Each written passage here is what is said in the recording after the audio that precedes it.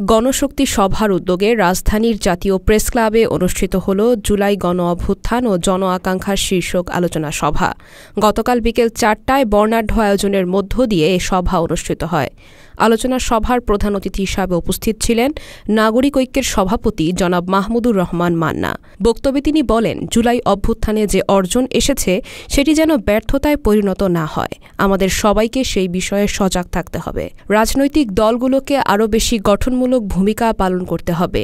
জন আকাঙ্ক্ষা পূরণে ঐক্যবদ্ধ লড়াই ছাড়া বিকল্প নেই। সভায় বিশেষ অতিথি হিসাবে বক্তব্য রাখেন বিশিষ্ট গবেষক ও মানবাধিকার কর্মী শারমিন সুলতানা চৈতি। তিনি বলেন, যখন আমরা গণ অভ্যুত্থানের বর্ষপূর্তি পালনের প্রস্তুতি নিচ্ছি, ঠিক তখনই দেশের একদিকে নারী ধর্ষণ ও নারী নির্যাতনের ভয়াবহতা আর অন্যদিকে বিভিন্ন ধর্মাবলম্বীদের ওপরে মব তৈরি করে হামলা, এই সব কিছু আমাদের মনে করিয়ে দেয় যে গণ অভ্যুত্থানের যে স্বপ্ন ছিল, যে অর্জন ছিল, তা আজও কতটা অসম্পূর্ণ থেকে গেছে।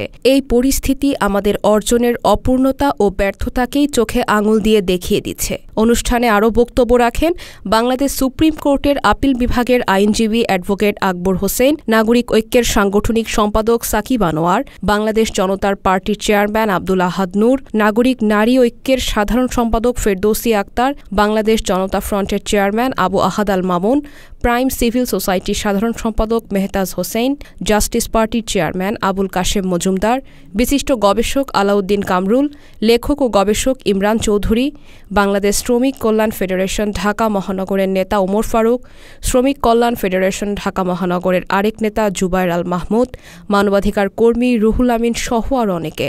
আলোচনা সভায় সভাপতিত্ব করেন সাবেক সচিব ও কূটনীতিক আবদুল্লাহ আল মামুন। সভা সঞ্চালনা করেন গণশক্তি সভার সভাপতি ও বিশিষ্ট সাংবাদিক সাদেক রহমান। সভায় বক্তারা বলেন, দেশের মানুষের আশা আকাঙ্ক্ষা পূরণে এবং জনগণের মৌলিক অধিকার প্রতিষ্ঠায় একটি শক্তিশালী গণ আন্দোলনের কোনো বিকল্প নেই। তারা সকলকে ঐক্যবদ্ধ হয়ে জনগণের ন্যায্য অধিকার আদায়ের লড়াইয়ে সম্পৃক্ত হওয়ার আহ্বান জানান।